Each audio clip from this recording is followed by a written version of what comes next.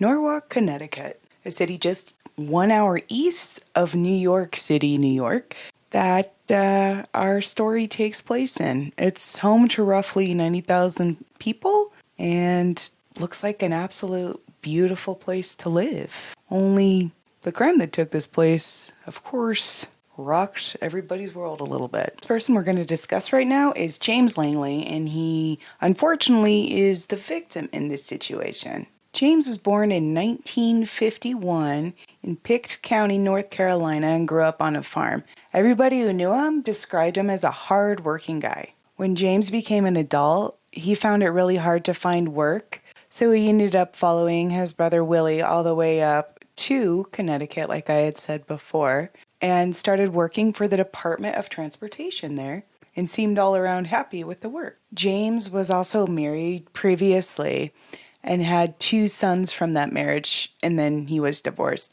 The cool thing about James is he still stayed very active with his boys. He went to all their sporting events and was very present for everything. He was a very good father. The next person we're going to talk about is Mary Ann Langley. Now, she was born in 1949 in Santee, South Carolina. She, like James, also followed her sisters out here because she was so close to them. She lived out in Norwalk for a couple years and then married a guy, and unfortunately her marriage didn't work out, but she was lucky enough to get a wonderful son from the situation. Now, Mary Ann and James's kids are roughly the same age, so they end up meeting at one of James and Mary Ann's sons' baseball game and just start hanging out and really hit it off. And the great thing was all their sons got along. They really liked each other. And after about 3 or 4 years, Mary Ann ended up moving in with James. And then several years past that, they eventually got married in, I believe it was 1981. Let me just check that. Yeah, so they were married in 1981, and everybody seemed pretty happy with everything. The families melded really well, and also one of Mary Ann's sisters moved in right next door to her house, so it was a big, tight-knit, happy family. Now, James was doing really well with his DOT job and eventually became a foreman, but after years of working for somebody else, he decided he wanted to make it on his own. James eventually opened his own paving company in 1988 and employed his teenage sons. And once he made enough profit off that, he also expanded into landscaping and was becoming very successful. Also, during this time, I forgot to mention this, my apologies, Mary Ann had been working at a hospital and had also moved up the ranks. So between the two of them, they were financially well off. And they loved, one of their hobbies was they loved to go gambling during their free time. As James and Mary Ann aged, at one point, James became diabetic. And according to his sons, he managed it quite well. But according to Mary Ann, he would get disoriented, get confused really easily, which is one of the side effects, I should say, of diabetes. So it was a little bit concerning at this point. With James getting a little bit being diagnosed with diabetes, and I'm assuming it was type 2, but I couldn't quite figure it out. Anyways, he eventually wants to retire and move back to North Carolina. Now, it was said Mary Ann wasn't as on board on this because they, are now very established in Connecticut, and she had left the South and felt like, Connecticut was her home. So she wasn't up to going back, but James often reminisced and said that is something he wanted to do eventually. So this brings us to December 14th, 2006. It's late at night, and Mary Ann bursts into her sister's house and is in absolute hysterics. She's super scared. She's yelling, "Call the police, call the police, call the police," to her niece. And so her niece calls the cops right away. At this point, James runs in and he's very burned and actually looks at Mary Ann and goes, "Why did you do this to me? Why did you do this?" Now, both Mary Ann's niece and nephew witnessed this, but it was hard to tell how awake he was. And at one point, the cops were pulling up. James gets in the car and tries to drive himself to the hospital. But at this point, he's in so much pain and he has diabetes, right? He's delusional, is how he was described. So the cops eventually were able to talk him out of the car and get him to the hospital. Now, they weren't able to get a straight story from him. Like I said before, he was delusional at the point they had stopped him, and a third of his body was completely burned, and he was in so much pain, the doctors forced him into a coma. According to Mary Ann, she was sleeping downstairs, and it was because she didn't want to be woken up multiple times a night, because apparently James was using the bathroom a lot due to his diabetes. And she said that night they were sitting there, they had dinner, and they were watching TV, and James just slumped over. And she got really concerned for him, so she got him in the car and drove him, and this is all before the incident, I want to say, drove him to the hospital, pulled up to the emergency room entrance, and James would not get out of the car. He refused. He got super stubborn. He's like, I'm not getting out. I'm perfectly fine. Everything's going to be okay. So that's the story according to Mary Ann. So because of all of this stuff going on, and they couldn't get a straight answer out of Mary Ann, and this account that the niece and nephew gave the police go and investigate the house where everything took place. And they noticed when they walked into the bedroom that James had been sleeping in, it smelled just like gasoline. The fire happened to be completely localized right where James was lying, and so the cops instantly think it's definitely intentional because of that. When they go into the kitchen, they find a matchbook with a single missing match sitting on the counter, and in the kitchen sink, they find the spent match.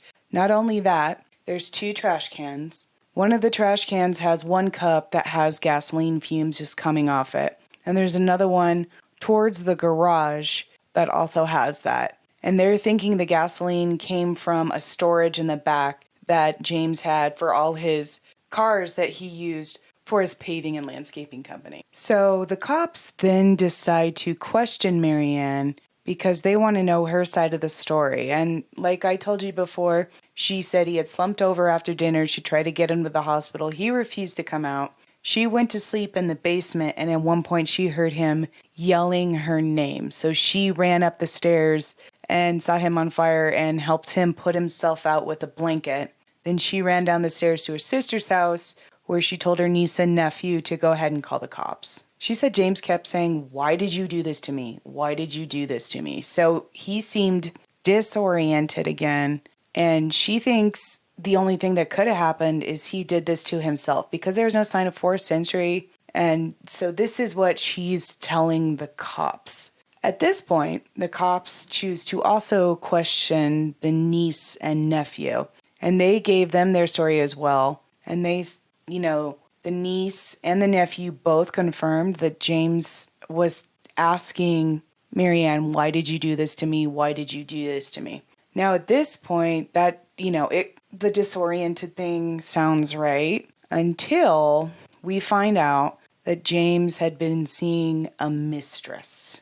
And it changes everything. The cops start thinking Mary Ann had a lot more of a motive than she was letting on. Another thing to note is James, during this, a third of his body had been burned, but he was covering his genitals and was able to keep them from going on fire. So the cops, once again, thought that was suspicious because it looked like he was bracing for it. So that was another thing to note about this case. So the cops at this point choose to bring in Diana, the mistress, who I had brought up earlier. And apparently she had been seeing James for roughly 3 years. Now, as I said before, Mary Ann didn't want to leave Connecticut. But Diana, liking to hear all these nice and lovey-dovey things, was like, "Oh yeah, I'll totally move to North Carolina with you." So her end of the story contradicted what Mary Ann had said. Diana said that James had actually been with her that night, and he said, "I'm going to go in this," and kissed her goodbye and was on his way to go line up a divorce with Mary Ann. Another thing Diana claimed is that Mary Ann had been stalking her and James, when they were together, she would go find his trucks outside Diana's house. I guess she figured out where she lived pretty quick. And she would go out there and just lay on the horn until both of them had to go out there and she would confront him. I guess she was super, super mad. So Diana knew all about this and chose to still be the side chick, by the way. So you can say all you want, Diana, but you were no angel in this particular situation at all. But yeah, that is the mistress's side of the story for James. Now, another thing that Marianne forgot to mention to the police is that she had initially filed for divorce from James in August 2005. So, like a year and 3 months before all this is taking place. But she figured out she wasn't going to get that much if she got a divorce because she got a prenup. And not only that, everybody in the family also brought up the fact that, well, James liked to gamble. Marianne had a problem with it. And actually, she was in too deep and owed some money. So she chose to stay with him, it sounds like, purely for financial reasons. James's brother Donnie also claimed that Marianne had stolen money from James and he needed the money for his business, and he kept confronting her and she would just lie about it or get out of it and never give him money. So at this point, James is already wanting to end things with or without Diana, just based on that, according to James's brother. So at this point, the cops are definitely thinking they see multiple reasons for a motive with Marianne. I mean, we have the affairs.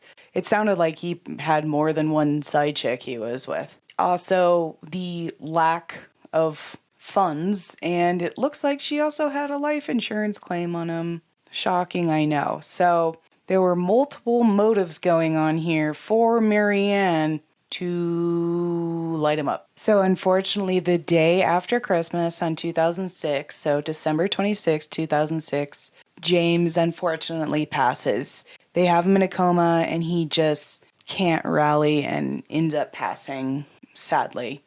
At this point, an autopsy is run and it is confirmed that he died from complications from burns, and it's also listed that he died via a homicide. So guess what? Marianne gets arrested. When she is arrested, she's being charged with first-degree murder. So October 2008 comes around and Marianne goes to trial. So the prosecution side of things said it was a classic revenge killing, is literally how they titled it. They said between the affairs and needing the money, it was clear-cut and dry from them.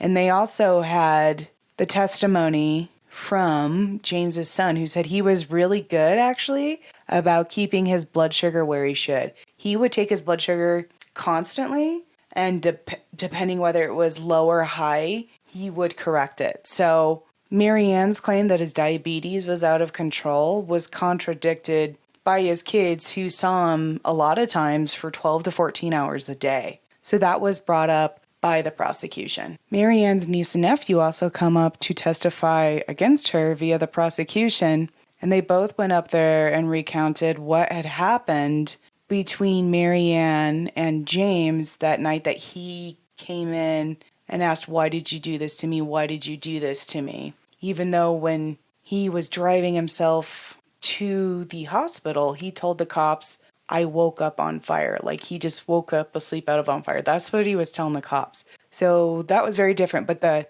niece and nephew, like I said, they took their account of everything from the police, and then it was also used. They were also special witnesses during the case, and the prosecution also brought up a fire specialist who said the fact that the back of James' hands were burned, so, instead of his palms, like the back of his hands, points to somebody else doing that, because unless he purposely coated the back of his hands, like that's just not how people douse themselves if that happens. So then the defense comes up and they claimed, she's clearly a devoted wife. At this point, they had been married for 25 years and together before that for many years, despite the multiple affairs and everything. That's what they leaned on. They also said, being disoriented and getting delusional at times even is a part of diabetes. And also, the niece and nephew that did testify for the prosecution while they were being questioned by the defense did say it was possible because they had seen him, it sounds like at least once, be confused and disoriented enough that it is a possibility he did it to himself. Like they had seen him that out of his head. It wasn't out of the realms of possibility, and even they said it was possible. Now, when the defense cross-examined the fire specialist, and I think I'm saying that name wrong. Let me see if I can find a better name. The fire inspector. I don't know. I was saying fire specialist. Whatever. But there's no fingerprints tied to Marianne with that match, or the cups even. So the defense, their theory was that James had gotten so out of his head with his diabetic crash that he was just looking for anything to drink. And somehow, in his confusion, found gasoline and chugged it and got it all over himself and then lit a match. So that was the defense's theory. Now let's talk about the verdict. So it took 2 days for this jury to deliberate, which is pretty intense. And the sentence that Marianne got was guilty, but it was not for first-degree murder. I'm going to read the exact terms because this is a pretty unique one. First-degree manslaughter with the intent to injure. So, like manslaughter, but for a very particular case. And for that, she got 20 years. And let's see here. Her family was not happy because they thought she got a life sentence. But as the documentary/show pointed out, she's in her 60s at that point, right? So when she's eligible to get out, she'll be 79. So it could very well be a life sentence. But this, of course, really bothered James's family because they pointed to the fact, there's grandkids and great-grandkids that'll be around. And once again, this person that they loved so much and brought so much to their lives was ripped away from them. And one more thing, Marianne repilled her case and was denied. So she's still in jail. Now, this was 2006, so her date to be released is actually coming up quicker than I realized. But yeah, it was definitely an interesting verdict for sure. So I guess my opinion on this case is I feel like everything points to Marianne, but they still couldn't get any hard evidence, She didn't even smell like gasoline. And gasoline, I guess, is so strong because I've seen other cases with this. It permeates everything around it. Like the fumes just permeate everything.